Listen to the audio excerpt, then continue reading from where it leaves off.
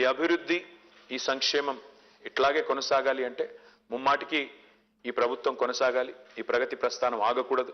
మళ్ళీ గతంలో విఫల ప్రయోగాలను, గతంలో విఫలమైన పార్టీల్ని మళ్ళీ తెచ్చి నెత్తిన పెట్టుకుంటే మళ్ళీ ఒకసారి తెలంగాణ ఇదివరకు ఒక్క తప్పు చేసినందుకే 58 ఏళ్ళు క్షోభపడింది తెలంగాణ. 1956లో ఇష్టం లేని పెళ్లి ఒప్పుకున్నందుకే ఆనలోంచి బయటపడడానికి 58 ఏళ్ళు పట్టింది. మళ్ళీ తప్పు చేస్తే 50 ఏళ్ళు వెనక్కి పోయే ప్రమాదం ఉంది తెలంగాణకి. కాబట్టి ప్రజలు ఆలోచించి జాగ్రత్తగా ఓటేయాలన్న విజ్ఞప్తి. Vote for progress, vote for development, vote for positive politics, vote for progress. This is what my appeal is. Thank you sir. అసలు మీ స్పీచ్లో వింటుంటే నాకు ఒక చాలా ఇంట్రెస్టింగ్ పాయింట్ ఒకటి దొరికింది. మీరు ఒక వర్డ్ యూజ్ చేస్తున్నారు, తెలంగాణ, ప్యూర్లీ తెలంగాణ వర్డ్, తాంబాలం అని.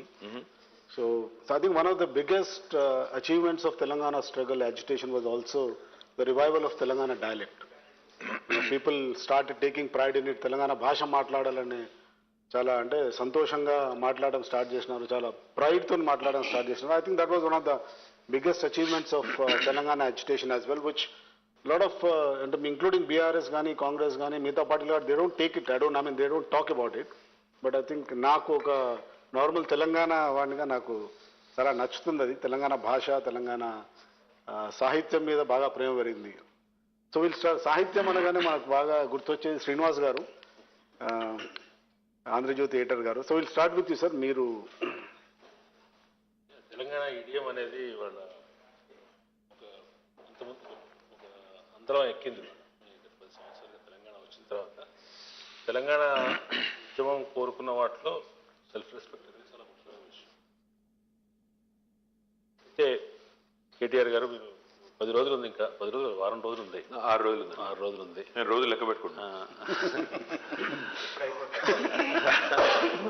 I wish you all the best in your efforts. Thank you. అయితే మీరు ఈ క్యాంపెయిన్ ఈ దశలో పోయినసారి కంటే, పోయిన ఎలక్షన్స్ కంటే, అంతకుముందు ఎలక్షన్స్ కంటే ఈసారి మీ ప్రచార పద్ధతి సరళి చాలా భిన్నంగా ఉంది. అంటే మామూలుగా కన్వెన్షనల్ వేలో రోడ్ షోస్ అవన్నీ బహిరంగ సభలు మాట్లాడుతున్నారు. అవి కాక you are trying to reach out so many sections. అవి ప్రత్యేకంగా అవి ఇన్నోవేషన్ కోసం చేశారా, లేదంటే ఆ సెక్షన్స్ మీరు చేసిన వీడియోస్ చూస్తే నిరుద్యోగులతోటి కానీ, ఉమెన్ ఇష్యూస్ మీద మాట్లాడటం కానీ, ఒక సింగర్తో మాట్లాడటం కానీ, ఇవన్నీ ఉన్నాయనుకోండి. ఇది ఏదైనా ఒక సమస్య, ఒక ప్రాబ్లమాటిక్గా ఉన్న అంశాలని, మీలో ఏదైనా డెఫిషియన్సీగా ఉన్న అంశాలని అడ్రస్ చేయడం కోసం చేస్తున్నారా? అంటే రెండు ఉన్నాయండి, అందులో 2 కోణాలు ఉన్నాయి. ఒకటి, ఈ మూస పద్ధతిలో ప్రచారం కొద్దిగా బోరింగ్ ఇస్తుంది సార్. నిజంగా రోజు వెళ్ళి అక్కడ ఉపన్యాసం ఇవ్వడం, చెప్పిన ఉపన్యాసమే మళ్ళీ తిరిగి చెప్పడం మాకు కూడా బోరింగే, ప్రజలకు కూడా. ఇవాళ మొత్తం సోషల్ మీడియా వచ్చిన తర్వాత, టెక్నాలజీ వచ్చిన తర్వాత, లైవ్ టెలివిజన్లు వచ్చిన తర్వాత నేను ఒక చోట మాట్లాడి ఇంకో చోట పోయే వరకు అదే ఉపన్యాసం మళ్ళీ చెప్తే వినేవాళ్ళు కూడా ఎన్నో సరిగ్గా. కాబట్టి మూస పద్ధతి అది కొద్దిగా బోరింగ్ ఒకటి. ఇంకోటి నేను అనుకున్నది ఏంటంటే, ఈసారి మీరు అన్నారు కరెక్టే, కొంత అసంతృప్తి నిరుద్యోగుల్లో ఉన్నమాట వాస్తవం, నేను బుకాయించిన అది వాస్తవం. అట్ ద సేమ్ టైం మేనిఫెస్టోలో కొన్ని అంశాలు పెట్టి ఉండాలి అనే మాట ఏదైతే చెప్పారో, ముఖ్యంగా విమెన్ రిలేటెడ్ ఇష్యూ ఇంకా పెట్టి ఉండాలి అన్నారు. So I said let us work on that. అందుకే కూర్చున్నాం. అట్లా ఒక ప్రయత్నం చేశాము. మీరు సెల్ఫ్ రెస్పెక్ట్, డయలెక్ట్ రెండింటి గురించి ఇద్దరు మాట్లాడారు, మీరు రవికాంత్ గారు. తెలంగాణ ఉద్యమంలో ఒక ప్రముఖమైన భాగం సాంస్కృతిక పునరుజ్జీవం, కల్చరల్ రెనెసాన్స్ ఏదైతే మనం కోరుకున్నాం అందరం, అదొక ప్రముఖమైన అంకం. ఈరోజు నిజంగా గర్వంగా ఎక్కడ అనిపిస్తుంది అంటే ఒక ఆర్జేని విన్నా రేడియోలో ఇవాళ తెలంగాణ యాసలో ధాటిగా మాట్లాడుతున్నారు. ఇవాళ తెలుగు సినిమాలు చాలా పాపులర్ మీడియం కాబట్టి, సినిమా అనేది గొప్ప ఎంటర్టైన్మెంట్ మీడియం కాబట్టి, తెలుగు సినిమా యాక్టర్లు ఇవాళ ఒకనాడు కేవలం కామెడియన్స్కి, విలన్స్కి మాత్రమే పెట్టే తెలంగాణ యాస వాళ్ళ సెంటర్ స్టేజ్ అయింది. ఇవాళ మహేష్ బాబు గారు మాట్లాడుతున్నారు, తారక్ గారు మాట్లాడుతున్నారు, ఇవాళ బాలకృష్ణ గారు మాట్లాడుతున్నారు, ఎంతోమంది యాక్టర్స్ ఇవాళ మెయిన్ స్ట్రీమ్ యాక్టర్స్ కూడా చాలా ప్రౌడ్గా మాట్లాడుతున్నారు. కొత్త జనరేషన్ యాక్టర్స్ అయితే ఎలాగో మాట్లాడుతున్నారు, విజయ్ అంటే ఇంకా చాలామంది పిల్లలు కూడా చాలా బాగా మాట్లాడుతున్నారు. అట్లా చూసినప్పుడు you take a lot of pride. అంటే మా భాష, ఇంట్లో మాట్లాడే భాష, బయట మాట్లాడే భాషకి చాలా తేడా ఉండేది గతంలో ఇదివరకు, ఇప్పుడు అది లేదు, which makes us feel proud. మీరు అన్నారు స్ట్రాటజిక్గానా, డెఫినెట్గా అందులో స్ట్రాటజీ కూడా ఉంది. ఏ సెక్షన్స్ అయితే మా నుంచి కొన్ని సమాధానాలు ఆశిస్తున్నారో, కొన్ని వివరణలు, కొన్ని సంజాయిషీలు ఆశిస్తున్నారో వాళ్ళతో కలవాలి, కలిసి వాళ్ళ మనసు తెలుసుకోవాలి. Plus at the same time మా వైపు నుంచి కూడా మా వర్షన్ వినిపించాలి. నిరుద్యోగుల గురించి వస్తే భారతదేశంలో తెలంగాణ చేసినంత రిక్రూట్మెంట్ ఏ రాష్ట్రం చేయలేదు శ్రీనివాస్ గారు. గత 10 ఏళ్లలో 1,60,083 ఉద్యోగాల భర్తీ చేసింది తెలంగాణ. 4 కోట్ల జనాభా ఉన్న తెలంగాణ. మాకంటే గణనీయంగా పెద్ద జనాభా ఉన్న రాష్ట్రాలు చాలా ఉన్నాయి, కానీ ఏ రాష్ట్రంలో కూడా ఇంత పెద్ద ఎత్తున రిక్రూట్మెంట్ అవ్వలేదు. విచిత్రం ఏంటంటే ఇంత రిక్రూట్మెంట్ చేసి మేము తిట్లు తిన్నాం. అంటే ఎందుకు అంటే పేపర్ లీకేజ్ అన్నారు. పేపర్ లీకేజ్ అంటే మరి గుజరాత్లో 13 సార్లు అయింది, రాజస్థాన్లో 26 సార్లు అయింది. అక్కడ సరే గుజరాత్కు మాకు ఏం పోలిక అంటే అది కాదు, నేను ఒప్పుకుంటాను. వాళ్ళు తప్పు చేశారు కాబట్టి మీరు చేస్తారంటే కాదు. కానీ ఎక్కడా లేని రాద్ధాంతం ఏదైతే ఇక్కడ కాంగ్రెస్ బీజేపీ చేస్తున్నాయో ఆ విషయంలో ఆ పిల్లలకే చెప్పాలనుకున్నాను. ఇంకొక మాట కూడా చెప్పాలి శ్రీనివాస్ గారు. నేను ఆల్ ఇండియా ఎంట్రన్స్ రాసి జవహర్లాల్ నెహ్రూ యూనివర్సిటీ ఎంట్రన్స్ పెడితే 96, 97లో నేను అప్పుడు బయోటెక్నాలజీ కొత్త కోర్స్ వచ్చిందండి అప్పుడు పీజీలో. ఓన్లీ 16 యూనివర్సిటీలో ఉండేది అప్పుడు. నేను రాసి పాస్ అయ్యి సెలెక్ట్ అయ్యి పూణే యూనివర్సిటీకి వెళ్ళి ఎంఎస్సీ చేశాను. తర్వాత జీమాట్ రాశాను, తర్వాత టోఫెల్ రాశాను, ఒక అమెరికన్ యూనివర్సిటీకి వెళ్ళి ఎంబీఏ చేసి ఆ తర్వాత ఇంటర్వ్యూలకు పోయి చాలా ఇంటర్వ్యూలకు పోయి ఒక జాబ్ సంపాదించి ఫైనల్గా ఉద్యోగం చేశాను అమెరికాలో. దాదాపు 7 నెలలు ఉద్యోగం చేసి తర్వాత వచ్చాను. ఇదంతా ఎందుకు చెప్తున్నా అంటే జీవితంలో నాకు తెలుసు పరీక్ష రాయడం ఎంత కష్టమో తెలుసు, ఎంట్రన్స్లు ఇంటర్వ్యూలు ఫేస్ చేయడం ఎంత కష్టమో తెలుసు. ఇవాళ మాట్లాడే నాయకులు ఇక్కడ నాకు తెలిసి ఏ ఒక్క పరీక్ష రాయలేదు జీవితంలో, ఏ ఒక్క ఇంటర్వ్యూ ఎదుర్కోలేదు, ఏ ఒక్క ఉద్యోగం కూడా చేయలేదు. రాహుల్ గాంధీ ఉద్యోగం చేసినట్టు నాకు తెలియదు, రేవంత్ రెడ్డి చేసినట్టు అంతకంటే తెలియదు, బండి సంజయ్ గారు అయితే నాకు తెలిసి చదువుకున్నారో లేదో కూడా తెలియదు. పాయింట్ ఏంటంటే ఇవాళ వీళ్ళు వచ్చి నిరుద్యోగుల తరఫున వకాలు తప్పించుకుని మాట్లాడితే మేమెందుకు గమ్మున ఉండాలా? అందుకే చేశాను. 100% వాళ్ళ వైపు నుంచి ఉన్న ఫీడ్బ్యాక్ తీసుకున్నాను. ఎస్, మా లోపాలు కూడా ఒప్పుకున్నాను. నేను కొన్ని లోటుపాట్లు ఉన్నాయి, లోపాలు ఉన్నాయి, మేము కూడా మనుషులమే, తప్పు చేసింటాం, పొరపాట్లు చేసింటాం, సరిదిద్దుకుంటాం, ప్రక్షాళన చేస్తాం, జాబ్ క్యాలెండర్తో వస్తాం. అంటే వాళ్ళు అడిగారు, కటువుగానే అడిగారు, 9.5 ఏళ్లలో చేయలేదు కదా ఇప్పుడు ఎట్లా చేస్తారు? చెప్పాను, అవునండి కొన్ని మిస్టేక్స్ జరుగుతాయి, దాన్ని రెక్టిఫై చేసుకుని ముందు పోవడమే కదా మానవ జీవితం అంటేనే. తప్పులు పొరపాట్లు జరిగినప్పుడు రెక్టిఫై చేసుకుని ముందు పోవడమే కదా అని సంజాయిషి ఇచ్చినప్పుడు కొంతమంది సంతృప్తి పడ్డారు, కొంతమంది పడలేదు. But end of the day yes, it was out reach program, అందుకే చేయాల్సి వచ్చింది. రీచింగ్ అవుట్ కాస్త ఎర్లీగా జరిగితే మీకు ఎక్కువ ఉపయోగం ఉండేది కదా. అంటే రాజకీయాల్లో సార్ ఒక మాట ఏంటంటే విచిత్రం అనిపిస్తుంది నాకు కూడా. ఇప్పుడు నేను చెప్పాను ఇంత డెవలప్మెంట్ జరిగిందని, డెవలప్మెంట్ డినై చేసే వాళ్ళు ఒక్కరు లేరు. నేను జరుగుతున్నాను చూస్తున్నాను. హైదరాబాద్ డెవలప్ అవ్వలేదంటే అయిందంటారు, కరెంటు బాగా లేదంటే బాగైందంటారు, రైతు బంధు రావట్లేదో వచ్చిందంటారు, సంక్షేమ పథకాలు వస్తున్నాయి అంటారు. మరి ఇంకా ఎందుకు అసంతృప్తి అంటే మానవ నైజం ఏంటంటే అయిపోయిన వాటన్నింటినీ పక్క దోసేసి మిగతా ఇంకా 1-2 ఏదైనా మిగిలింటే అది నాకు రాలేదు, నాకు ఇండివిజువల్గా మా ఊళ్ళో రోడ్డు పడింది, నాకేమిచ్చావు, ఇట్లా ఉంది. సో అల్టిమేట్ ఇదేంటంటే శ్రీనివాస్ గారు, నేను ఒకవేళ 6 నెలల ముందు చేసినా మీరు అనేది కరెక్టే, అప్పుడు కూడా ప్రయత్నం చేశాం కానీ కాకపోతే చెప్పాల్సినంత ఎఫెక్టివ్గా చెప్పలేదు. అంటే గ్రూప్ ఎగ్జామ్స్ విషయంలో నిరుద్యోగులు బాగా డిస్టర్బ్ అయిన సమయంలో, లేదంటే ప్రబలిక ఆత్మహత్య రీజన్ ఏమైనా ఉండొచ్చు, ఆ టైంలో కనిపించిన రెస్పాన్స్ చూస్తే వాడు నిరుద్యోగులు చాలా ఆందోళనతో కలవరంతో ఉన్నారనేది అక్కడ కనిపిస్తున్న సారాంశం. ఆ టైంలోనే వాళ్ళకి ఒక ఓదార్పు దొరికింటే బాగుండేది కదా. ఎలక్షన్స్ ముందు వచ్చినప్పుడు మీరు చేయడం బెటర్ లేట్ దెన్ నెవర్ కదండి. ఓకే, అసలు నిరుద్యోగులు అంటే ఒక ప్రభుత్వం కొన్ని రంగాల్లో విఫలమైందని ఒప్పుకోవడం నిజంగా ఒక ప్రభుత్వాది నేతగా విఫలమైందని లేదు.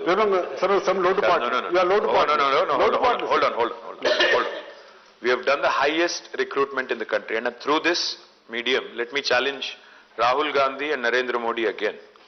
మీరు రేపు ఎల్లుండి ఇక్కడ ప్రచారానికి వస్తున్నారు, నేను వాళ్ళిద్దరిని ఛాలెంజ్ చేస్తున్నాను, బీజేపీని కాంగ్రెస్ని. మాకంటే ఎక్కువ రిక్రూట్మెంట్ చేసిన రాష్ట్రం గత 10 ఏళ్లలో భారతదేశంలో చూపెట్టి మాట్లాడండి, నోటికొచ్చినట్టు మాట్లాడకండి. మేము హైయెస్ట్ రిక్రూట్మెంట్ మేము చేశాము. I can produce all the data, I already put up in a website ఓపెన్గా పారదర్శకంగా. విఫలమైంది ఎక్కడ అంటే టీఎస్పీఎస్సీ ఒక లీకేజ్ జరిగింది. ఆ లీకేజ్ ఎవరు పట్టుకున్నారు? రవికాంత్ గారు, మా ప్రభుత్వమే పట్టుకుంది. మీడియా పట్టుకోలేదు, ప్రతిపక్షాలు పట్టుకోలేదు, మా ఇంటెలిజెన్స్ డిపార్ట్మెంట్ పట్టుకుంటే మేమే దాన్ని కప్పిపుచ్చకుండా తోసిపుచ్చకుండా మేమే 100 మందిని అరెస్ట్ చేయించాము, మేమే దాని ప్రక్షాళన దిద్దుబాటు చర్యలు తీసుకున్నాము.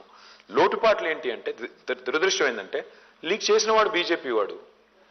ఎవరైనా తప్పుందో ఇందులో రాజకీయ నిరుద్యోగులు ఎవరైతే జీవితాలతో ఆడుతున్నారో వాళ్ళే పోస్ట్పోన్మెంట్ అడుగుతారు, వాళ్ళే లీకేజీలు చేస్తారు, బదనాం మాత్రం మా మీద పెడతారు. ఇది కరెక్ట్ కాదు.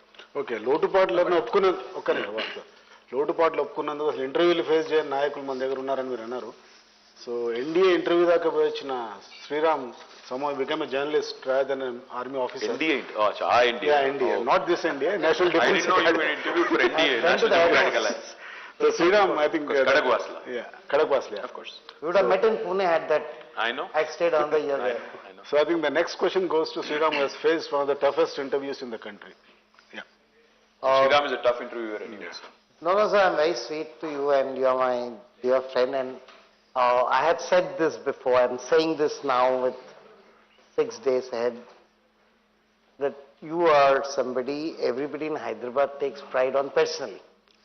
People have said this, you have a leader like KTR. Ek bheja do humko.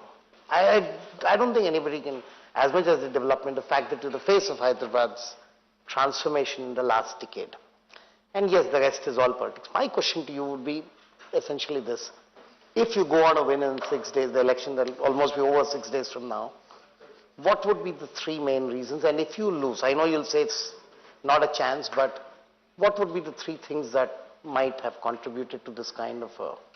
Like, I'm glad you guessed it right. I'm actually going to say I'm not going to lose, so therefore I'm not going to take that answer, give you that answer. What will contribute to my victory? 3 things. I think people want a stable government and able leadership. And that's what we offer. That's what our leader offers. That's what this government offers. Stability and ability.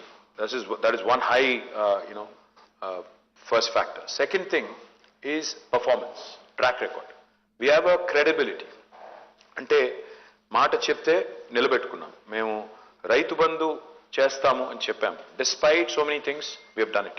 రైతు రుణమాఫీ అని చెప్పాము. 2 టర్మ్లు చేశాము. ఇప్పుడు second టర్మ్లో దాదాపు 75% అయింది, ఇంకో 25% మిగిలింది. అది కూడా చేశాం. So credibility.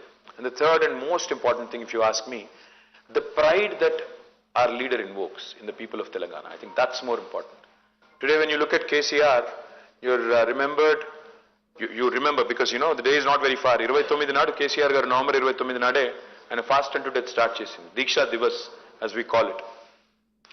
11 రోజులు నిరాహార దీక్ష చేసి 14 ఏళ్లు పోరాడి తెలంగాణ తెచ్చిన పోరాట యోధుడుగా 10 ఏళ్లు ఒక సక్సెస్ఫుల్ చీఫ్ మినిస్టర్గా he invokes some latent passion and pride. And I think that's the third thing that will contribute to our victory. Since you did not answer the second part, I'll throw in a little fun for you and for everybody. Just to make it interesting, Yeah. It's not to try to corner you or anything like this. What I'm trying to essentially ask is, fine, you have no reason to see why you would do anything but go on to win this election. And are you worried when you look back at just one thing, in the entire campaign of BRS, in the last 45 days, there is a kind of paranoia being created that if Congress comes to power, Congress రేపు పదవిలోకి వస్తే ఇది పోతుంది, current పోతుంది, etc. Are you worried that this might evoke a sense of deja vu in the people of Telangana? ఇంతకు ముందు కూడా ఇదే జరిగింది.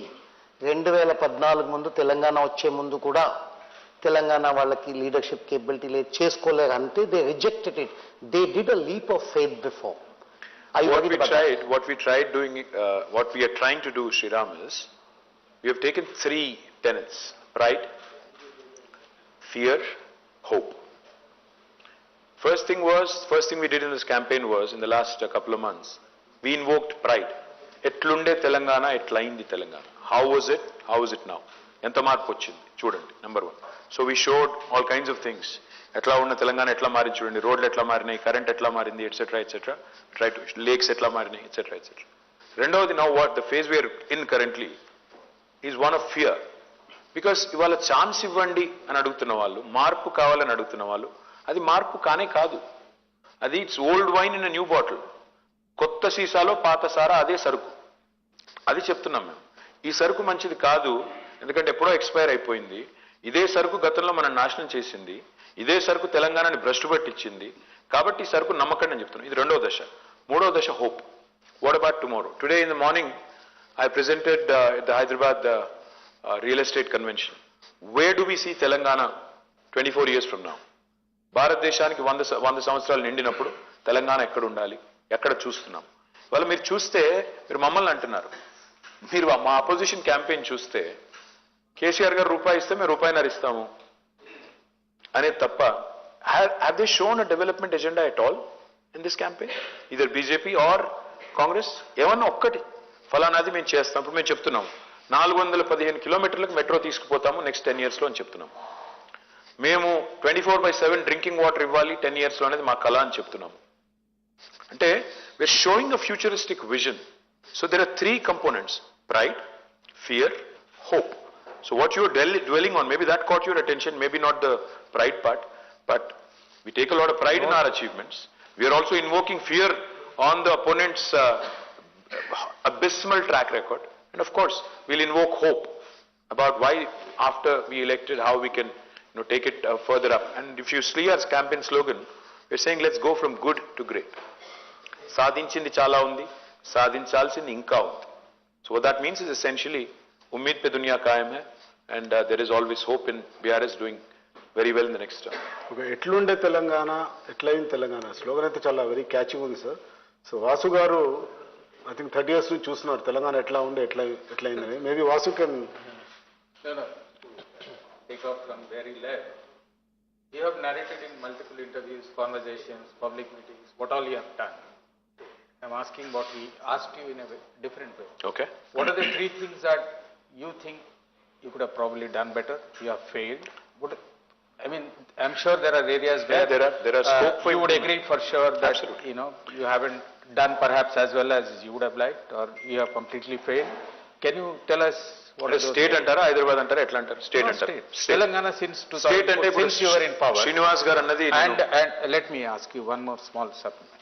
Between 2014, 18 and now, you are claiming you will win 80, they are claiming Revan says he will win 80, but realistically speaking, do you agree that this perhaps the toughest election that TRS is facing? Right. So I'll take your first question first. నేనేమంటున్నా వాసన, మీరు ఈ మూడు పనులు చేసింటే ఏం చేస్తుంటే బాగుండేది, ఏం మిస్ అయ్యారు అన్నారు కదా. ఒకటి, భారతదేశంలోనే అత్యధికంగా ఉద్యోగాలు ఇచ్చినప్పటికీ ఆ పర్సెప్షన్ ఏదైతే క్రియేట్ అయిందో మేమేదో చేయలేకపోయాము అనేది, అది బెటర్ హ్యాండిల్ చేసి ఉండాలి. పర్సెప్షన్ మేనేజ్మెంట్ అది మేము ఇంకా బెటర్ చేసి ఉండాలి. డెఫినెట్గా దాంతో నేను ఏకీభవిస్తాను.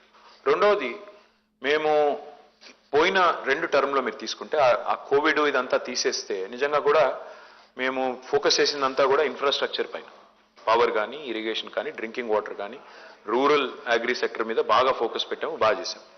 ఐ థింక్ అర్బన్ ఇన్ఫ్రాలో ఇంకా కొంత చేయాలి. ఇప్పుడు ఉదాహరణకు హైదరాబాద్లో నేను I should have done lot more in drainage systems and flood management system.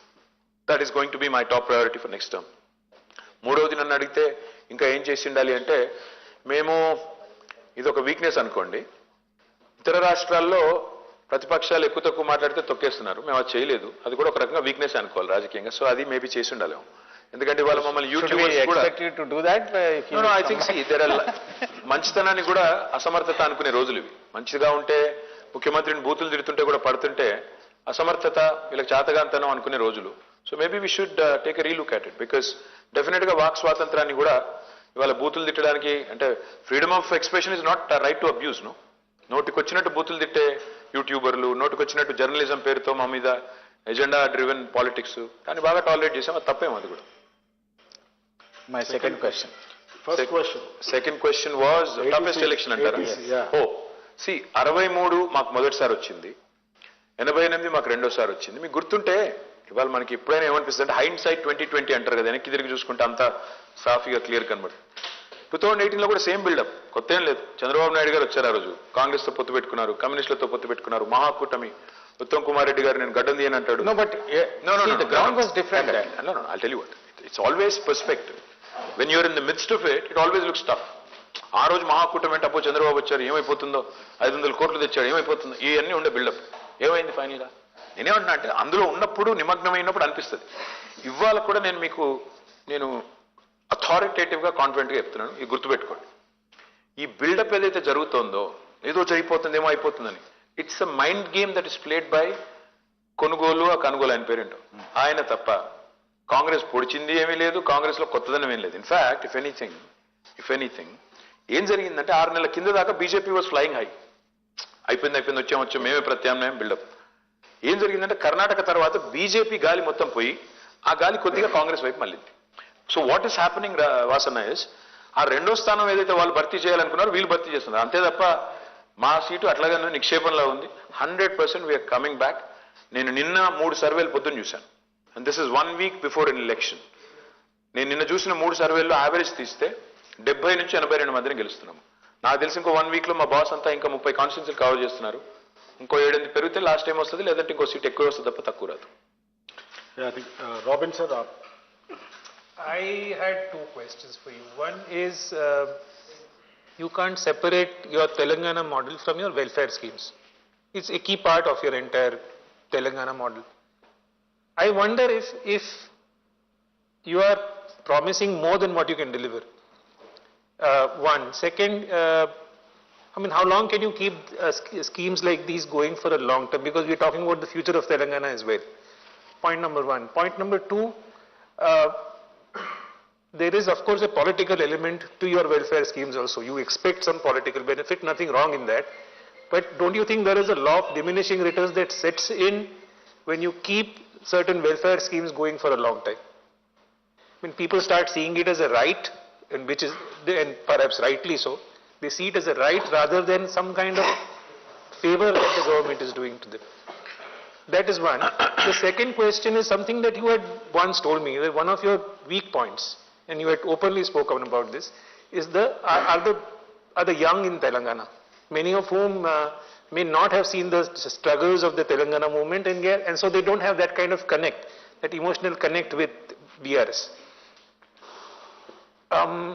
You said that you created a lot of jobs, but yet unemployment is a political issue that has come up in this election, perhaps because a large number of people expect government jobs. Again, I think you are, my assumption would be that you promised more than what you can deliver in terms of, many governments have, in terms of government jobs too, especially to the rural youth. Well, I'll take the second question first. Memo, what we promised, Robin, was that lakhs of government employment would be available, and we have delivered on that. 2,32,000 is the number of jobs for which notifications have been issued, out of which recruitment has been completed for 1,60,083 jobs. 42,000 vacancies are still with us. We are in fact the state, I think the state with the least amount of vacancies in the entire country in government sector. And another 70,000 odd are in process, in motion, because of a variety of reasons. Some where the judiciary has intervened, some where the exams have been delayed for a variety of reasons. Despite that, we have delivered to a large extent on the promise. I can't say we've delivered 100%, but we've delivered to a large extent. Yes, but there is perception that we have not done enough. I agree on that. And that's what I was saying when I agreed with Srinivas. Sorry if I repeated the question. No, that's all right. So that's exactly what I was saying when I told him that we could have managed that perception better. Maybe we could have stepped in slightly before and spoken and engaged with all these youngsters. That's the second part. Now on the private sector, the fact is we have probably delivered more jobs. I mean, I'm talking about sort of a pro rata population sort of basis, probably more than many other states in India, because we've been very progressive. We are looked at as one of the most dynamic states in the country, which is very, very pro-business and, very, very quick. So that way again, we have created number of avenues for youngsters who can come in and avail them. Again, maybe perception that other people, other state people are coming here and taking away the jobs, etc., which also has been created, is also true to an extent. Now going back to your first question about welfare schemes and how long can you go on, law of diminishing returns. Robin, why do we do welfare in the first place? This country where we sit, India, has seen some terrible things in the past. And Indiramma Rajyam is what my opponent says. Indiramma Rajyam is when Naxalism was ripe. Why? What was the reason for Naxalites to take up arms? क्यों? क्योंकि इतना गरीबी था, इतना लाचारी था, इतना बुरा हालत था, और कोई पानी नहीं था खेती के लिए. The situation was so bad that people actually had to resort, because the social imbalance that got disturbed and people got distraught and they had to take up arms. Point I'm trying to make is, India today has the largest number of poor people on the planet. Whatever Modi would like us to believe. No, I don't question the fact is, I'm saying, is it feasible? I'm coming to it. The fact is, we have more number of poor people on the planet than any other country. We have surpassed Nigeria. So, how do you take care of the poor, and also at the same time, how do you grow the wealth? Our model has been one where we tried to do a balance, find balance of both. We ensured that the poor, the vulnerable are taken care of, their basic subsistence is taken care of. And so we started a number of programs. Now how long can you go on? I think once the upliftment starts happening, my our ideologue, one of my favorite people, Professor Jayashankar, told me once. He said there are 3 levels in the sociological evolution of a human being or an institution. First is self-sufficiency, second is self-respect, third is self-rule. So जब self-sufficiency हो जाएगा, next will come self-respect, and then people will say, नहीं मुझे तुम्हारा ये नहीं चाहिए. There will come a time. Don't worry, there will come a time. Don't undermine the intellect of a common man in India. That time will also come. Don't worry about it. To carry forward what you said, see, we have been doing well on the economic parameters, as you mentioned, GST, etc. But when you take the social indicators, the Hindu, for example, carried a report 3 days back. You believe everything Hindu writes? No, it's based on data. Oh, no, he said no. No, I'm saying it's based on solid data provided by the state government, by the Niti Aayog and the Ministry of Family Health. There are 3 things there. One is infant mortality. It has come down drastically. No, let me point out. One is infant mortality, the other is girl-child education, and there is one more relating to health insurance, something like that. On all these parameters, we have either remained static. No, sorry. At least that's what the data suggests, or we have. Either they misrepresented or you misread. I can tell you. No. I'll tell you. Let me clarify. No. On the economic parameters, we are in the first 1 to 5. There is no doubt about it. But in this category, we are perhaps in the bottom half. Absolutely not. In fact, we are in the top 3. Kerala is ranked number 1. Tamil Nadu is ranked number 2. We are ranked number 3 on health parameters. And this is Niti Aayog's ranking. I can substantiate it in the next 5 minutes and give it to you. In fact, we are the state which has reduced infant mortality to the highest extent. In fact, let me also put it in context for you. We were ranked 11th when this new state came into being. On health, we were ranked 11th. Now we have risen to 3rd. And very soon we are going to be number 1. IMR has come down drastically, infant mortality rate. Maternal mortality rate has come down drastically. Institutional deliveries have increased from 31 to 62. So we are doing rather well on health. Please rest be assured. Yes, we are not doing as well on literacy. But there is a reason why the data is misleading. Because mana education etla chestamante, school education department okatundi, and then we have welfare departments. The number of Gurukul schools that we have set up, 1027 Gurukul schools. Unfortunately, the quantum of money we are investing there is not showing in the education numbers. So what they do is they'll calculate the education budget, not the welfare department budget, which goes towards these Gurukul schools. So I can assure you, we'll be in the top 3 in both. It can be dovetailed, right? Unfortunately, that's not how Niti Aayog or other agencies work. So probably next time we have to sit with our planning department and do it. So since you're talking about Gurukul schools and how we have done, I think I should remind you of one great school. Surveil, and that's your school, I know. That's my school as well. That you have really done well. I think India's best schools, the best infrastructure you have created in the government sector, there's no doubt. Thank you for that. And maybe Undru Narasimha Rao garu will go, me question, sir. Sir. సిటీకి సంబంధించి ఒక ప్రశ్న అడుగుతాం. అయితే మొత్తం స్టేట్లో 3 కోట్లు ఉంటే ఇక్కడే 1 కోటి చిల్లర వాటర్స్ ఉన్నారు. మీరు వచ్చిన తర్వాత రోడ్ నెట్వర్క్ బాగా డెవలప్ అయింది, నో డౌట్ అందులో. కొన్ని నాలాల విస్తరణ, నెంబర్ 2 చెరువులు గొలుసు కట్టుగా చెరువులుగా చేయకపోవటం, నెంబర్ 3 మూసి అభివృద్ధి. ఈ 3 ఎందుకు చేయలేకపోయారు? అంటే సార్ ఆనెస్ట్లీ మీరు అన్నది కరెక్ట్. రోడ్లు బాగా చేశాము, కరెంటు బాగా చేశాము, తాగునీరు బాగా చేశాము, ఇంకా కొన్ని ఇన్ఫ్రాస్ట్రక్చర్ వనరులు కూడా చేశాము. ఏదన్నా చేయలేనిది నేను సరిగ్గా చేయందంటే అది కూడా స్టార్ట్ చేశాను. స్ట్రాటజిక్ నాలా డెవలప్మెంట్ ప్రోగ్రామ్ అని ఒక 1000 కోట్లు ఖర్చు పెట్టాం. కానీ హైదరాబాద్లోని నాలాలు ఆధునీకరించాలి, అన్ని చేయాలి అన్నప్పుడు దాదాపు 20,000 కోట్లు ఫ్లడ్ మేనేజ్మెంట్ సిస్టమ్ కానీ అదేవిధంగా డ్రైనేజ్ సిస్టమ్ కానీ చేయాలంటే 20,000 కోట్లు పడుతుంది. కానీ ఇంకొక ముఖ్యమైన పని చేశాను సార్ నేను. హైదరాబాద్ టుడే మనం ఒక్క నగరం భారతదేశంలో 100% సివరేజ్ ట్రీట్మెంట్ చేస్తున్న ఒక్క నగరం హైదరాబాద్ ఈరోజు. అది కూడా గొప్ప అచీవ్మెంట్ అండి. ఎందుకంటే ఈ చెరువులు బాగుపడాలి అంటే ముందు చేయాల్సింది సివరేజ్ ట్రీట్మెంట్. 2000 MLDల సివరేజ్ ఉత్పత్తి అవుతుంది హైదరాబాద్లో ప్రతిరోజు. ఇవాళ 100% సివరేజ్ ట్రీట్మెంట్ చేస్తున్న ఒక్క నగరం. కంపారిజన్ కోసం చెప్తున్నాను, బాంబే చేసేది కేవలం 9%. 9 మాత్రమే, 91% సముద్రంలోకి వదిలేస్తారు. హైదరాబాద్ 100% చేస్తుంది. సో నెక్స్ట్ టర్మ్ చేయాలనుకుంటుంది ఏంటంటే మూసి, అదేవిధంగా ఈ ఫ్లడ్ మేనేజ్మెంట్. అయితే ఎందుకు చేయలేకపోయారు? నిజంగా చెప్పాలి అంటే, ఆనెస్ట్గా చెప్పాలి అంటే, కోవిడ్ కనుక రాకపోయింటే 1000% చేసేవాళ్ళం. కోవిడ్ వల్ల 1,00,000 కోట్ల నష్టం వచ్చింది బడ్జెట్కి. వచ్చిన తర్వాత కోవిడ్ టైంలో సంక్షేమం ఆగకూడదు, రైతు బంధు ఆగకూడదు, ఆసరా ఆగకూడదు, కళ్యాణ లక్ష్మి ఆగకూడదు, ఆసరా పెన్షన్ ఆగకూడదు. కాబట్టి ఇతర కార్యక్రమాలు చేసేదానికి మాకు టైం దొరకలేదు, స్పేస్ కూడా దొరకలేదు. ఇంకొక మాట ఏంటంటే ఇక మా కేంద్ర ప్రభుత్వమే మా మెడ మీద కత్తే పెట్టింది. ఒక శత్రు దేశం మీద విధించిన ఆంక్షలు, ఆర్థిక ఆంక్షలు, ఎకనామిక్ శాంక్షన్స్ అంటారే, అంత స్థాయిలో మా మీద విధించి, నేను నిర్మలా గారు స్ట్రైట్ గా చెప్పారు కదా, చాలా బాహాటంగా చాలా ఓపెన్ గా చెప్పారు, వాళ్ళు మోటార్లకి మీటర్లు పెట్టలేదు కాబట్టి మేము ఇవ్వలేదు. అంటే అన్యాపదేశంగా వాళ్ళు ఆమె కాంగ్రెస్ ను కూడా ఇరికిచ్చింది. రాజస్థాన్ లో మీటర్లు పెట్టారు, రేపు ఇక్కడ కూడా పెడతారేమో కాంగ్రెస్ వాళ్ళు మోటార్లకు మీటర్లు, అది కూడా చూడాలి. కాబట్టి మేము ఈ అన్ని కారణాల వల్ల చేయలేకపోయాం. బట్ నెక్స్ట్ టైం తప్పకుండా చేస్తాం. అనుకుని చేయలేకపోయినా ఏమన్నా ఉన్నాయి సార్ సిటీకి సంబంధించి? అనుకుని చేయలేకపోయింది సిటీలో అంటారా? సిటీలో రక్షణ శాఖ భూములు ఇవ్వలేదండి. నాకు అది చాలా చాలా ఇష్టమైన సబ్జెక్టు, ఇంట్రెస్ట్ ఉన్న సబ్జెక్టు. ఆ 2 స్కైవేలు కట్టాలని ఉండింది. ఏది ప్యాట్నీ నుంచి కొంపల్లి దాకా, ఇటు జేబీఎస్ నుంచి జూబ్లీ బస్ స్టాండ్ నుంచి తూముకుంట దాకా. దాదాపు 10 సార్లు కలిశాను కేంద్ర మంత్రుల్ని, రక్షణ మంత్రుల్ని, ప్రధానమంత్రిని. లిటరలీ చెవిటివాడి ముందు శంఖం వదినట్టే అయింది. అసలు ఒప్పుకోలేదు, ఇవ్వలేదు. అదొకటి బాగా బలమైన కోరిక చేయాలని.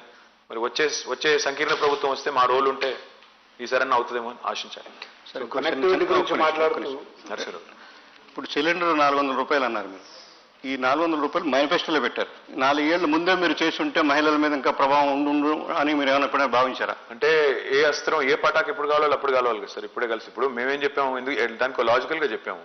మోడీ గారు ఆ రోజు ఏమన్నారు, 2014లో సిలిండర్ ధర బాగా పెరిగిపోయింది, మన్మోహన్ సింగ్ గారు కంట్రోల్ చేయలేకపోతున్నారు, సిలిండర్కి నమస్కారం పెట్టి నాకు గుద్దండి అన్నారు. అందరూ గుద్దారు. ఈయన వంగోబెట్టి అందరినీ గుద్దాడు. 400 1200 చేశాడు, 800 పెంచాడు. మేమేమంటున్నాం, ఆ పెరిగిన 800 మేము భరిస్తాం, 400కే ఆ రోజు ఉన్న రేటుకే ఇస్తామని చెప్తున్నాం. సరే ఎప్పుడో చేసింటే బాగుండేది అంటే బాగానే ఉండేది, కాకపోతే ఇప్పుడు సందర్భం వచ్చింది, డెఫినెట్ గా చేస్తే బాగానే ఉంటుంది. ఇప్పటికైనా బెటర్ లేట్ దెన్ ఎవర్ అంటారు కదా, ఇప్పుడు చేద్దాం.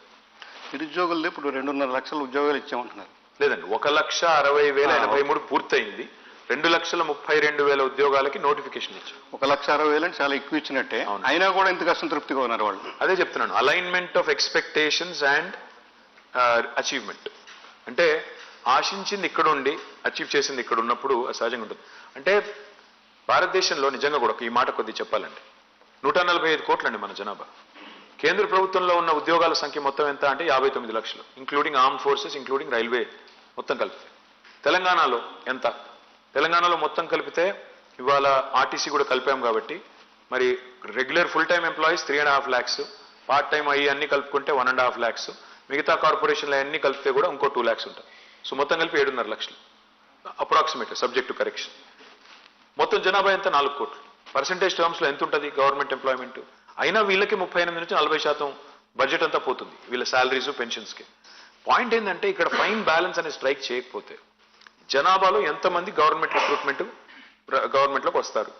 ఇంకొక మాట ఇక్కడ చెప్పాలి సార్. మీరు ఇవాళ ఉదయం చూశాను 40 లక్షల నిరుద్యోగుల ఆక్రోశం అది ఇదన్నారు సార్. టీఎస్పీఎస్సీలో రిజిస్టర్ అయింది 30 లక్షలు మాత్రమే. ఒకటి, రిజిస్టర్ అయిన ప్రతి ఒక్కరు నిరుద్యోగి కాదండి. పార్ట్ టైం ఉద్యోగం చేస్తూ, ప్రైవేట్ ఉద్యోగం చేస్తూ, గవర్నమెంట్ లో కూడా ఒక ఉద్యోగం చేస్తూ మరొక ఉద్యోగానికి అప్లై చేసుకునే వాళ్ళు కూడా ఉన్నారు. కాబట్టి రిజిస్టర్ అయిన ప్రతి ఒక్కరు నిరుద్యోగం తప్పు. 3వ పాయింట్, మేము గ్రూప్ 1 పెట్టాము. పెడితే మొదటిసారి వచ్చింది 3.5 లక్షలు, రెండోసారి కండక్ట్ చేస్తే వచ్చింది 2,30,000. గ్రూప్ 2, గ్రూప్ 3, గ్రూప్ 4 ఇంకా ఇతరత్ర ఎగ్జామ్లు అన్ని కలిపితే మొత్తం హాజరైన అభ్యర్థుల సంఖ్య 12 లక్షలు. అందులో యునీక్ ఎంతమంది అని తీస్తే 8 నుంచి 10 లక్షలు ఉంటారు. సో రాష్ట్రంలో నిరుద్యోగం మీద తారాస్థాయిలో ఎక్కడ లేనంత విజృంభిస్తుంది అనే మాట ఏదైతే చెప్తున్నారో అది అవాస్తవం. 10 నుంచి 12 లక్షలు టోటల్. అందులో పిల్లలకి ఎంతమందికి ఇప్పుడు దాదాపు 1,60,000 మందికి వచ్చిందంటే దాదాపు 10% వచ్చి 10 కాదు 15% మందికి వచ్చింది, which itself is high achievement. So మీరు పర్సెప్షన్ గురించి మాట్లాడినారు. So just want make an observation. ముఖ్యమంత్రి గారు అసెంబ్లీలో ఒక statement, very damaging statement which I felt as a journalist. Damaging to who? Damaging to people who see it. ఏంటంటే మేము ప్రభుత్వ ఉద్యోగాలు ఇవ్వలేము అనే ఒక, but you know that kind of statement. ప్రభుత్వ ఉద్యోగాలు ఇవ్వలేము అన్నారు, అందరికీ ఇవ్వలేము అనేది అందరికీ కాదు, ఇంటింటికి ఇవ్వలేము, ఇంటింటికి ఇవ్వలేము అది. సరే let me finish my question. So that, you know, such a comment coming from a personality like KCR, the tall figure in Telangana, and of course the Chief Minister, don't you think it really damaged, and as you said, you were talking about perception. So that creates the perception that, you know, this government has failed somewhere. So, but, you know, maybe you don't.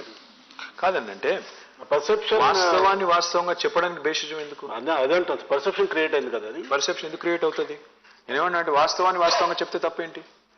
కొన్ని సందర్భాల్లో రాజకీయంగా నేను అందుకే అన్నాను, స్థిరచిత్తం, దృఢచిత్తం, స్థిరమైన ఒక లక్షణం ఉండాలి నాయకుడికి. భయం ఎందుకు పడాలి? Okay. Yeah, that's But do we have a database Yes. as to local youth employed in the IT sector which has created No. significant number of jobs? Is there any way we could have such a database? No, we don't. Actually, we don't have one. And I don't subscribe to that thought process also, because I think it's a regressive thought. In fact, what I do, what I have done. Saying just database. No, I'm not saying there should there be has a been a reservation or demand. anything. My opposition has started it. My opposition and Congress, I think, has started saying 75% అది ఇది అనేది చెప్తున్నారు. నేనేమన్నా అంటే అది regressive thought. ఎందుకంటే హైదరాబాద్ విశ్వనగరం కావాలి అంటాం. మన పిల్లలు ఇవాళ అత్యధికంగా అమెరికాలో ఉద్యోగం చేస్తున్నారు. మరి మనం వేరే రాష్ట్రం వాడు రాకూడదు అని మాట్లాడేస్తుందో అది కరెక్ట్ కాదు. అంటే there are 2 choices in life. See, you can have a small pie and you can fight over it, or you can have a large pie and you can have a proportionate cut in it. So my philosophy is keep expanding, because ఎంత ఎక్కువ పెరిగితే అంత మంచిది. దానివల్ల అంత ఎక్కువ wealth create అవుతుంది స్టేట్కి, అంత ఎక్కువ ఇమేజ్ వస్తుంది స్టేట్కి, అంత ఎక్కువ ఇండస్ట్రీ వస్తుంది, అండ్ మోస్ట్ ఇంపార్టెంట్లీ ఆపర్చునిటీస్ కూడా పెరుగుతాయి. 10 ఆపర్చునిటీస్లో నీ ఇష్టం ఉన్నది ఎత్తుకో. But the most important thing or youth have to understand is you have to skill, up skill and reskill. మన సెల్ ఫోనే నెలకి 3 సార్లు సాఫ్ట్వేర్ అప్డేట్ చేసుకుంటాం మనము. అలాంటిది మన స్కిల్ అప్డేట్ చేసుకోకపోతే ఎట్లా? So I think our youth have to understand it and up their game. Yes, sir. Skill updation, I think Bandar garu, we have seen him from, All India Radio to, print and, lot of other actors. So I think he's the right guy, who fits into the bill. Maybe, sir, me question అడుగుతున్నాను. సరే, మీరు చెప్పినట్టు చాలా కాలం ప్రభుత్వ సంస్థల్లో పనిచేయడం వల్ల హార్ష్గా ప్రశ్న వేయడం కూడా నాకు చేత కాదు. ఒక విషయం ఏంటంటే అక్కడ way forward for next decade అని ఉంది. అందువల్ల ఇప్పుడు నేను ధైర్యంగా అడగలుగుతాను. ఒకటి ఇంకా మీరేం చెప్పారు, 100% మేము విల్ కమ్ బ్యాక్ అని చెప్పి 100%. దాన్ని ఇంతకుముందు ఒకసారి ప్రెస్ క్లబ్లో మున్సిపల్ ఎలక్షన్స్కి ముందు పెట్టినప్పుడు కూడా మీరు ఇంతే ఒక మాట చెప్పారు. మీరు చూస్తుండండి, రిజల్ట్స్ రోజు కలుద్దాం, 100 మాకు 100 దాడుతాయని చెప్పి మీరు చెప్పారు. ఆ రోజు నిజమైన మాట మాత్రం. తర్వాత మళ్ళీ ఎలక్షన్ వేరే అనుకోండి, ఆ రోజు మీరు చెప్పింది నిజమైంది, ఒప్పుకుంటాం. కాబట్టి ఇది కూడా మీరు చెప్పారు, కాన్ఫిడెంట్గా చెబుతున్నారు కనుక నేను నెక్స్ట్ డికేడ్ గురించి మాట్లాడతాను. ఏంటంటే ఇంకాక నుంచి మాట్లాడుతున్నారు ఉద్యోగం, ఉపాధి. ఉద్యోగం వేరు, ఉపాధి వేరండి. మీరు ఇంకా చెప్పారు చూస్తారా, ప్రతివాడికి ఏదో పని కల్పించుకోవాలి. ఇవాళ మారిపోతుంది ప్రపంచం, ఎంత వేగంగా మారిపోతుందంటే శంభుని శిరంబంధుల నుంచి కింద పడుతుంది చూస్తారా గంగ, అంత స్పీడ్గా మారిపోతుంది ప్రపంచం. ఒక 5 ఏళ్ల క్రితానికి 10 ఏళ్ల క్రితానికి వాళ్ళు ఉన్న పరిస్థితులు, యువకుల ఆలోచనలో కానీ అసలు మొత్తం మెంటాలిటీలే మారిపోతున్నాయి. ఆకాంక్షలు, ఆపేక్షలు, తర్వాత అవసరాలు అన్నీ మారిపోతున్నాయండి. ఒక 10 ఏళ్ల క్రితం ఉన్నవి ఇప్పుడు లేవు. దాన్ని దృష్టిలో పెట్టుకొని మీ రాజకీయ పార్టీలు, నేను మీ ఒక్కరినే అంటలేదు, రాజకీయ పార్టీలు ఒక కొత్త అంటే ఏంటి, ఎంతసేపు సాంప్రదాయబద్ధమైనటువంటి హామీలు ఇవ్వటం, ఏదో ల్యాప్టాప్లు ఇస్తాం, ఇది ఇస్తాం, సైకిల్ కొని పెడతాం, ఇలా కాకుండా నెక్స్ట్ యుగం అంటే మారిపోతున్న యుగం వస్తుంది. ఇక 10 ఏళ్ల తర్వాత ఇవాళ కూర్చొని మనం మాట్లాడుతున్న పరిస్థితులు ఉండవు. 10 ఏళ్ల తర్వాత ఖచ్చితంగా చెబుతాను ఆ విషయం. కాబట్టి దానికి తగ్గ ప్రణాళికలు కానీ ఏదైనా చేస్తే కరెక్ట్గా సూటబుల్గా ఉంటాయి. ఇప్పుడు ఏమవుతుందంటే అందరూ సాంప్రదాయం, ఒకళ్ళు ఇస్తారు ఒక ఎన్నికల ప్రణాళికలు, దాంట్లో నుంచి 2 బేట వచ్చేసి ఇంకోటి పెడతాడు, అంతకుమించి కనపట్టలేదు. మేము 500 రూపాయలకి సిలిండర్ ఇస్తామంటే ఇప్పుడు 300కి ఇస్తాం. ఇలా వేలంపాట్ల వ్యవహారం అయిపోయింది తప్పితే ఒక ఖచ్చితమైన ప్రాక్టికల్ అప్రోచ్ కనపడాలనేది మీరు యూత్ ఐకాన్గా జనం భావిస్తున్నారు. కాబట్టి మీలాంటి వాళ్ళు దాన్ని ఇనిషియేట్ తీసుకోవాలి. అంటే ఎక్కడి నుంచి మొదలవ్వాలంటే చెప్పే కదా, మనస్తత్వం మారాలి. ఉద్యోగం అంటే ప్రభుత్వ ఉద్యోగం అది కాదు, ఉద్యోగం అనే దాని అసలు పక్కనండి. ఉపాధి ఈజ్ ఇంపార్టెంట్. దాన్ని కనుక మీరు పెట్టుకుంటే ఎవడు ఉద్యోగం కోసం రాడని నా ఉద్దేశం. శ్రీనివాస్ గారు, ఒక రిక్వెస్ట్. నేను 9.5 ఏళ్లలో ఒక బలమైన ప్రయత్నం చేశాం సార్. ఎట్లా అంటారా, ఇవాళ మీరన్న కాన్సెప్ట్లోనే మనం అందరం ఉద్యోగాల వైపే, ఉద్యోగార్హులుగానే, ఉద్యోగార్థులుగానే ఎందుకు ఉండాలి, మనమే ఎందుకు ఉద్యోగాలు సృష్టించకూడదని ఆలోచనతో సృష్టించినవే టీ హబ్బు, వి హబ్బు, టీఎస్ఐసి, రిచ్, ఇట్లా ఒక 10 ఇన్స్టిట్యూషన్స్ క్రియేట్ చేశాం. దానిలో ఇవాళ 100 మంది పిల్లలు, 1000 మంది పిల్లలు వాళ్ళ స్టార్టప్స్ కానీ ఇంకోటి కానీ వాళ్ళు ట్రై చేస్తూ ఉన్నారు. అది మీరు దయచేసి ఒక్కసారి స్టడీ చేయండి, అధ్యయనం చేయండి. మీకు అందులో జరిగిన టీ వర్క్స్ ఇవన్నీ కూడా 100,000 స్టార్టప్స్ ఉన్నాయి అక్కడ, 1-2 కాదు. మీరు ఒకసారి దయచేసి అది చూడండి. రెండోదండి, నెక్స్ట్ టర్మ్లో, ఇన్ఫాక్ట్ లాస్ట్ టర్మ్లో స్టార్ట్ చేశాము, నెక్స్ట్ టర్మ్లో చేయాలనుకుంటున్న వాటిలో ఇంకొక ముఖ్యమైన మాట. ఒకటి, ఇప్పుడు పిల్లలు చదువుతున్నారు, కాలేజీలో ఉన్నారు. కాలేజీలో ఉన్నప్పుడే వాళ్ళకి కనుక మనం ప్రాక్టికల్ ఎక్స్పోజర్ ఇస్తే, ప్రాక్టీస్ స్కూల్, అప్రెంటిస్షిప్ అంటారు కదా, ఉపాధి, అది కనుక చేయగలిగితే జర్మనీలో చేస్తారు. అది బాగా చాలా లాభం ఉంటుందని కేసీఆర్ గారు మాకు 2-3 సందర్భాల్లో మాకు ఆదేశించారు. దురదృష్టవశాత్తు ఇంప్లిమెంట్ చేయలేకపోయిన జేఎన్టీలో ఒక చిన్న విభాగం స్టార్ట్ చేశాము. నెక్స్ట్ టర్మ్లో అది బలంగా చేస్తాం. తద్వారా ఏమవుతుందంటే పిల్లలకి చదువుతున్నప్పుడే ఆ ఓరియంటేషన్, ప్రాక్టికల్ ఎక్స్పోజరు, ఓరియంటేషన్ రావాలి. ఉపాధి తమంతట తమ కాళ్ళ మీద తాము నిలబడే స్థాయికి ప్రైవేట్ రంగంలో అయినా ఇంకొకడైనా అయితే తాము పరిశ్రమ పెట్టడమో లేదా ఇంకోటి పెట్టిన పరిశ్రమలో పనిచేయడమో ఆ స్థాయికి వెళ్ళాలి. డెఫినెట్గా నెక్స్ట్ టర్మ్లో ప్రయారిటీ కింద చేస్తాం. విజయ్. కేసీఆర్ గారు 10 ఏళ్ళలో తెలంగాణలో అనేక మార్పులు, అనేక విజయాలు నమోదు చేశారు. దాంతోపాటు ఏదైతే తెలంగాణ ఏర్పడిందో ఆ వెనుకబాటు ప్రాంతానికి సంబంధించి రాష్ట్రంలో 10 ఏళ్ళ తెలంగాణ ఏర్పడిన తర్వాత అన్ని ప్రాంతాలు సమ అభివృద్ధి జరగలేదనేది ఒక అపవాదం. ముఖ్యంగా ఈ మల్టీ డైమెన్షనల్ పావర్టీ ఇండెక్స్ లేటెస్ట్గా అయితే వచ్చిందో దాంట్లో లైక్ నారాయణపేట్, కామారెడ్డి, మెదక్, నగర్ కర్నూలు జిల్లాలలో నేషనల్ యావరేజ్ కంటే ఎక్కువ పావర్టీ ఇండికేట్ అయ్యింది. వచ్చే డికేడ్లో ఈ వెనుకబడిన ప్రాంతాల మీద ఏమైనా స్పెషల్ ఫోకస్ చేయబోతున్నారా? అంటే దీన్ని 2 కోణాల్లో చూడొచ్చు విజయ్ గారు. ఒకటేమో ఇప్పుడు నేను చెప్పినట్టు తలసరి ఆదాయమే తీసుకుంటే మన రాష్ట్రంలోని అన్ని జిల్లాలు ఇంక్లూడింగ్ హైదరాబాద్, ఎక్స్క్లూడింగ్ హైదరాబాద్ కూడా నేషనల్ పర్ క్యాపిటల్ కంటే ఎక్కువ ఉంది. Average per capital number 1. Multi dimensional poverty తీసుకుంటే అత్యధికంగా మల్టీ డైమెన్షనల్ పావర్టీ తగ్గింది ఎక్కడ, ఏ రాష్ట్రంలో అంటే వాళ్ళు తెలంగాణ ఓవరాల్గా చూసుకుంటే. మరి తెలంగాణలో అంతటా తగ్గిందా పేదరికం అంటే కాదు, కొన్ని జిల్లాల్లో జాతీయ సగటు కంటే కింద ఉంది. అది కూడా వాస్తవం. ఎందుకు అంటే దానికి పలు కారణాలు ఉన్నాయి. కొన్ని ప్రాంతాల్లో ఇప్పుడు ఉదాహరణ కామారెడ్డి అన్నారు పేరు. కామారెడ్డిలో ఇంకా కాళేశ్వరం ప్రాజెక్టు యొక్క ఫలాలు రాలేదు. గోదావరి నీళ్ళు ఏవైతే ఆ మంచిప్ప ప్రాజెక్టు నుంచి రావాలో ఇంకా రాలేదు. అవి వస్తే కామారెడ్డిలో కూడా సాగునీరు వస్తుంది. సాగునీరు వస్తే సాగునీరుతో సంపద వస్తుంది. సంపదతో ఆటోమేటిక్గా మరి ఆ పావర్టీ కూడా తగ్గుతుంది. నారాయణపేటలో కూడా పాలమూరు రంగారెడ్డి ఎత్తిపోతల పథకం ఇప్పుడు ఆన్ అయింది, పంప్ ఆన్ అయింది. ఫస్ట్ పంప్ హౌస్ నడుస్తూ ఉంది.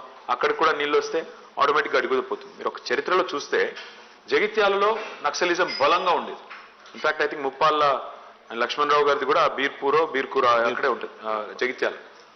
మీరు చూస్తే ఎప్పుడైతే శ్రీరామ్ సాగర్ నీళ్లు రావడం మొదలైందో, కమాండ్ ఏరియా అయిందో, అప్పటి నుంచే మీరు చూస్తే మెల్లిమెల్లిగా you have seen that people started getting engaged.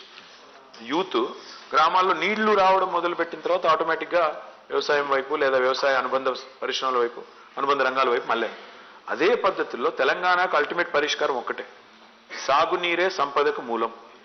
100% rural background తీసుకుంటే మాత్రం నారాయణపేట కావచ్చు, కామారెడ్డి కావచ్చు, మీరు చెప్పిన నాగర్ కర్నూలు కావచ్చు, పాలమూరు రంగారెడ్డి అండ్ కాళేశ్వరం, ఈ 2 సొల్యూషన్స్ పరిపూర్ణం అయిపోతే ఒక్కటంటే ఒక్క జిల్లా, ఒక్కటంటే ఒక్క నియోజకవర్గం కూడా మల్టీ డైమెన్షనల్ పావర్టీలో ఉండదు. ఆ ఇండెక్స్లోనే ఉండదు. అది వాస్తవం. ఇంకో కంటిన్యూషన్ ఏంటి సార్ అంటే ఈ ప్రాంతాలు సిరిసిల్ల, సిద్దిపేట, గజ్వేల్తో పోటీ పడలేక ఇన్ఫ్రాస్ట్రక్చర్లో కొంత నేను ఒకటి మాత్రం పార్షియాలిటీ ఉన్నది అనేది ఒకటి ఒప్పుకుంటాను. ఏంటంటే ఇవాళ ఏ ప్రోగ్రాం పెట్టినా తెలంగాణలో యూనిఫామ్గానే తీసుకున్నాం. నిజానికి మిషన్ కాకతీయ అంతటా తీసాము, మిషన్ భగీరథ్ అంతటా చేసినాము, మార్కెట్లు కడితే అంతటా కట్టాము, రోడ్లు వేస్తే అంతటా చేసాము. అట్లా వివక్ష చూపెట్టలేదు. బట్ కొన్ని చోట్ల విఐపి కాన్స్టిట్యున్సీలో కొంత ఎక్కువ జరిగిండొచ్చు. కానీ మీరు ఒక రిక్వెస్ట్, మీరు కూడా ఏంటంటే మీడియాలో హరీష్ రావు గారు, నేను, కేసీఆర్ గారు ఉంటే కొద్దిగా ఎక్కువ స్పేస్ ఇచ్చి ఎక్కువ చూపెడతారు కాబట్టి అదో చిన్న బాధ. అంటే ఒక రకంగా మంచిది, ఒక రకంగా చెడ్డది అనుకోండి. మాకు ఐ కాంట్ కంప్లైన్. నిజంగా ఇప్పుడు మీరు కావాలంటే వనపర్తి చూడండి, సూర్యాపేట చూడండి, బాన్స్వాడ చూడండి, ఆదిలాబాద్ చూడండి, నల్లగొండ చూడండి. నల్లగొండ మీ ఊరు కదా, నల్లగొండలోనే మీరు ఇన్ని రోజులు పనిచేశారు. అప్పుడు నల్లగొండ ఎట్లా మారింది? ఇవాళ నేను కరీంనగర్, నిజామాబాద్, మహబూబ్ నగర్, ఖమ్మం ఒక్కటి కాదు, ఏ పట్టణం అన్న తీసుకోండి తెలంగాణలో. అందుకే మేము ఆ క్యాంపెయిన్ లాంచ్ చేసింది. శ్రీరామ్ అడిగింది ఎట్లుండే తెలంగాణ, ఎట్లయింది తెలంగాణ. ఆయనకు ఉద్దేశం ఏంటంటే టు ఇన్వోక్ ప్రైడ్. ఎట్లా మారింది చూడు తెలంగాణ, ఎంత బాగా ఎదిగింది అని చెప్పడానికి. సో డెఫినెట్గా ప్రోగ్రెస్ అంతటా ఉంది. విఐపి కాన్స్టిట్యున్సీలో ఒక రవ్వ ఎక్కువ ఉండొచ్చు, నేను కాదు. శ్రీనివాస్ గారు నెక్స్ట్ క్వశ్చన్. ఆయన టీ కూడా దానిట్లేదు. మళ్ళీ పర్సెప్షన్స్ గురించి మాట్లాడుతున్నాం సార్. అది పర్సీవ్డ్ థింగ్ సార్, లేకపోతే వాళ్ళలో ఉండే అపోహల, లేకపోతే నిజంగానే డెఫిషియన్సీ అనేది పక్కన పెడితే ఒక మేజర్ ఎలిమెంట్ ప్రజల్లో వాళ్ళ కనిపిస్తున్న కొద్దిపాటి అసంతృప్తికి, కొద్దిపాటి ఎంతో వాట్ ఎవర్ ఇట్ ఈస్ మన 10 రోజులు తెలుస్తుంది. ఆ అసంతృప్తికి సంబంధించిన కీలకాన్ని మీరు గుర్తుపట్టలేదేమో అనిపిస్తుంది.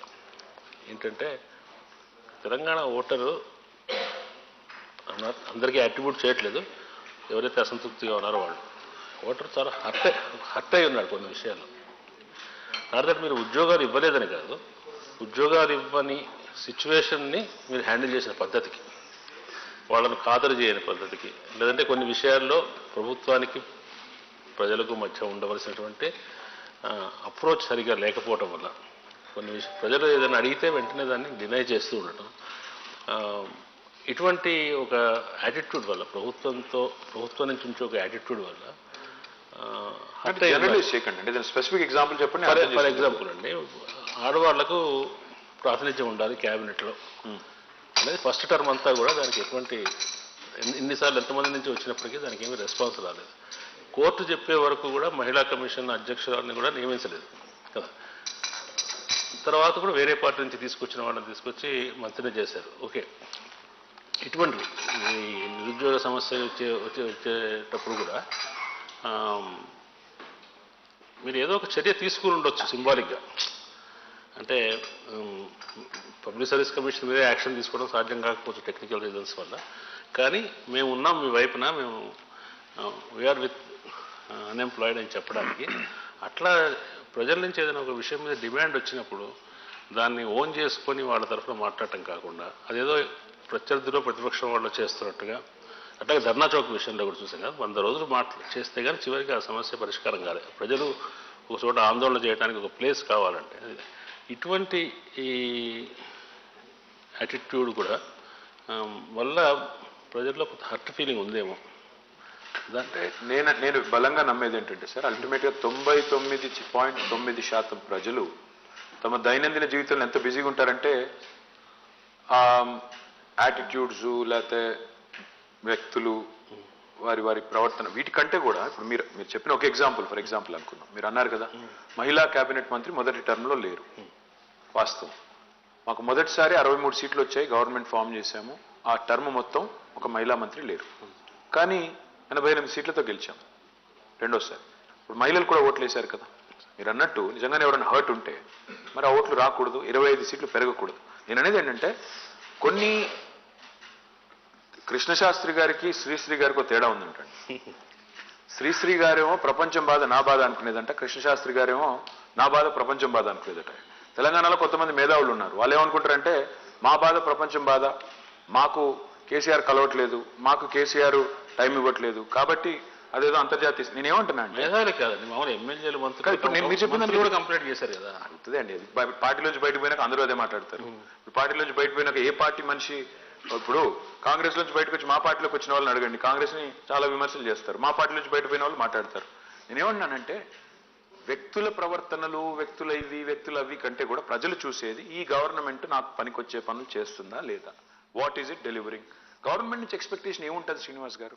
బేసిక్ ఇన్ఫ్రాస్ట్రక్చర్, రోడ్ వేసారా, మోరీ కట్టారా, నీళ్ళు ఇచ్చారా, మమ్మల్ని సవ్యంగా చూసుకుంటున్నారా, లా అండ్ ఆర్డర్ బాగా మెయింటైన్ చేస్తున్నారా, ఎనేబుల్ చేస్తున్నారా, ఓవరాల్ గా స్టేట్ ని బాగా నడుపుతున్నారా.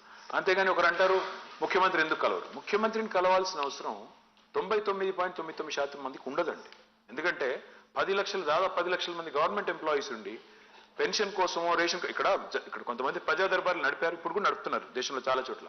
నేనేమంటున్నానంటే ఒక సామాన్యుడు ఒక పెన్షన్ కోసమో రేషన్ కార్డు కోసం ముఖ్యమంత్రి దాకా వచ్చే పరిస్థితి వచ్చిందంటే వ్యవస్థ మొత్తం విఫలమైనట్టే లెక్క, మధ్యలో ఉన్నది.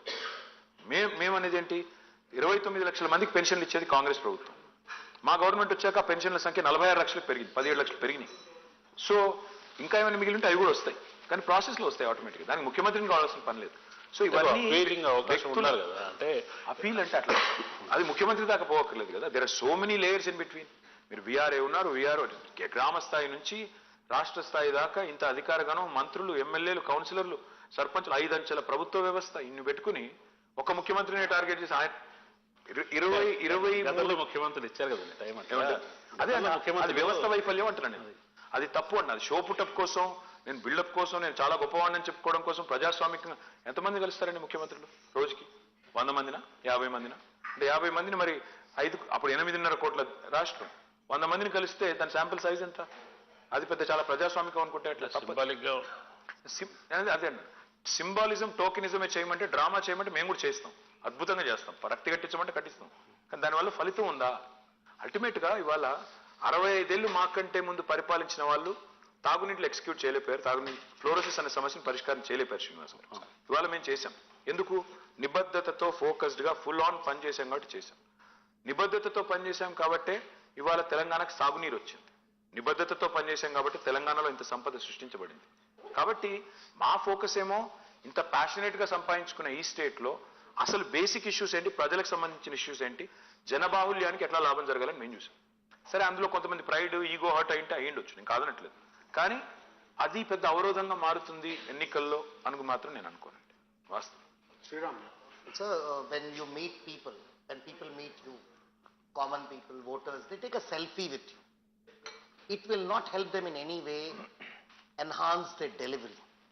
The truth is, more than the delivery you do, there's an emotional bond that gets attached. So how many people can you meet? Symbolism, tokenism cannot be about posturing, cannot just be about political dividends all the time, Sriram. Because end of the day, a chief minister or a minister or a legislator. See, people have forgotten the definition of MLA. MLA is a member of Legislative Assembly. He's supposed to be passing legislations. What are the MLAs doing in our country now? ఏం చేస్తున్నారు?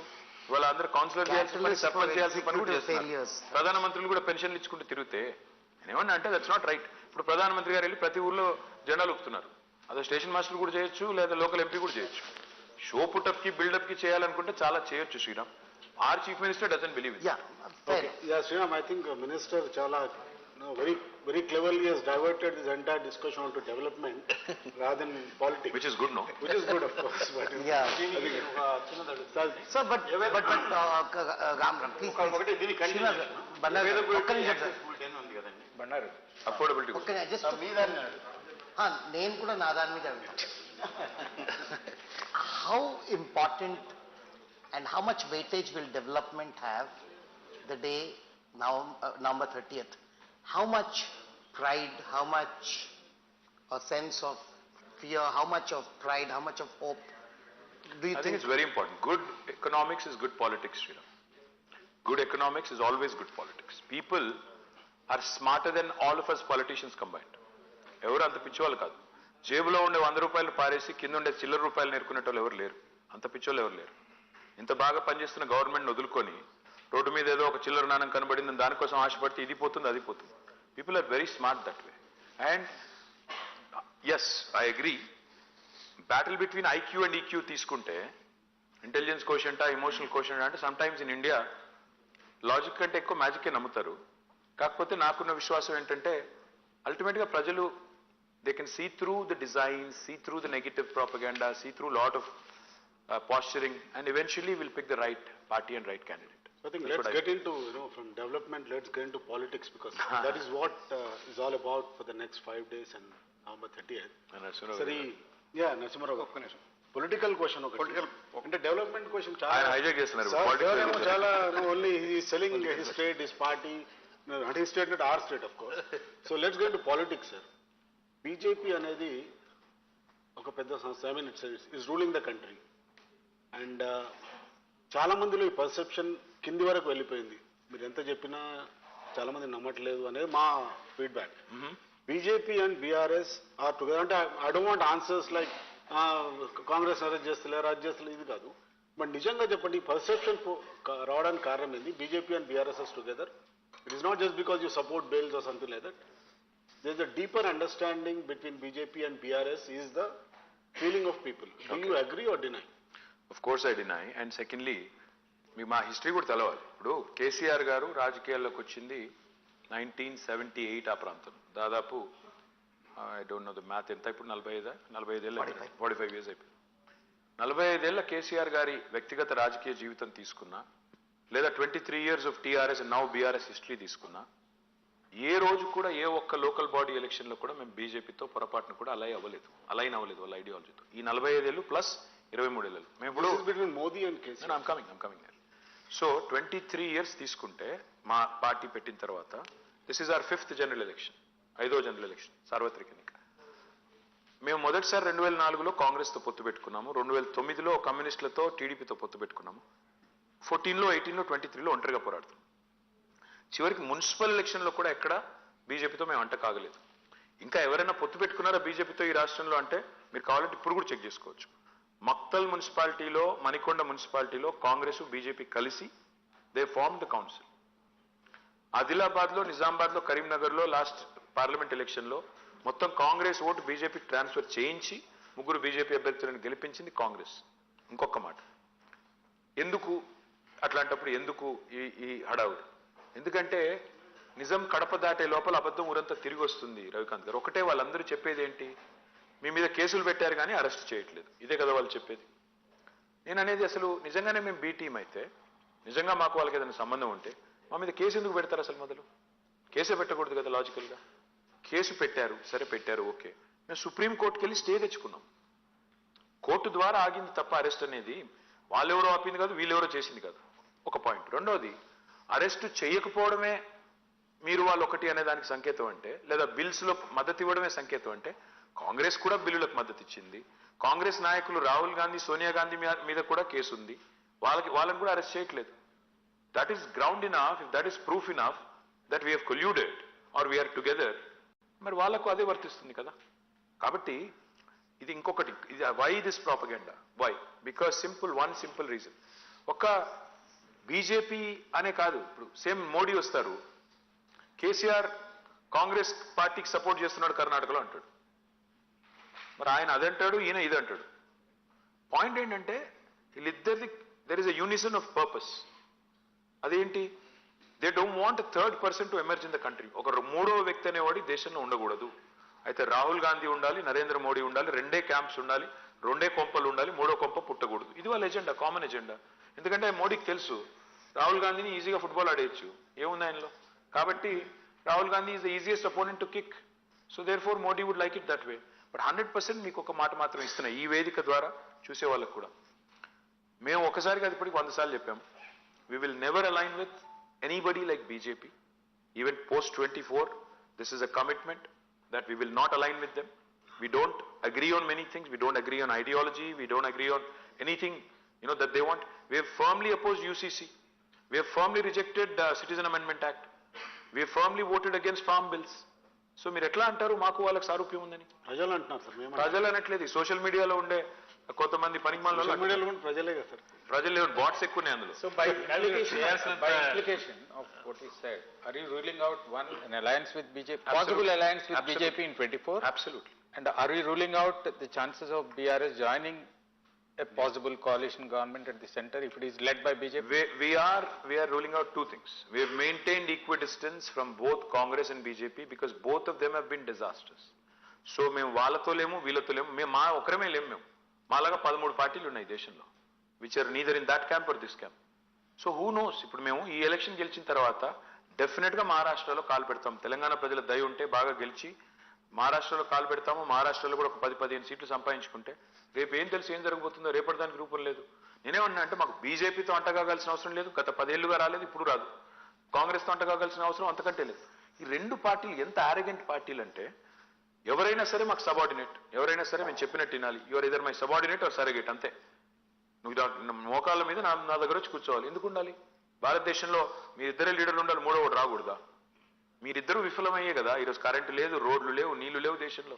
మీరు ఏం పొడిచారని మీకు ఇవ్వాలి మళ్ళీ అవకాశం? తప్పే ఉంది. ఇంకోటి ట్రై చేస్తానంటే రాబిన్ సార్ ఎలిగేషన్ మీరు చేయాల్సినంత తీవ్రంగా ఖండించట్లేదని. లేదండి, బీజేపీతో అంటే BJP is a non existent party here sir.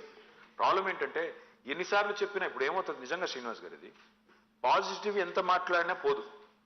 అదే నేను ఇప్పుడు మోడీని పట్టుకుని బండబూతులు తిడితే తెల్లారి పతాక శీర్షికలో ఉంటుంది. మోడీని పట్టుకుని బూతులు తిట్టాను అనుకోండి, పతాక శీర్షికలు. మోడీ మాకు విభేదం ఉంది, సైద్ధాంతిక విభేదం ఉంది, ఆయనతో పడదు, మేము ఆయనతో పొత్తు పెట్టుకోము అని ఎంత గొప్పగా చెప్పినా మీరు రాయరు. అంటే మీరు కాదు, రాయరు. అదంతే, అది nature of news. Robin So the bigger question is that I can understand that you don't want to align with the Congress and the BJP. Or the BJP. Or and the BJP is also right. This Congress and BJP At are the same time, you can't deny the fact that the regional parties too have now aligned themselves this way or that. The ones that you also wanted to align with. Robin, I'll tell you what, it's a funny thing. See, Rahul Gandhi goes to Calcutta, calls BJP, Didi, Mamata Banerjee, the B team of BJP. Then goes to Delhi.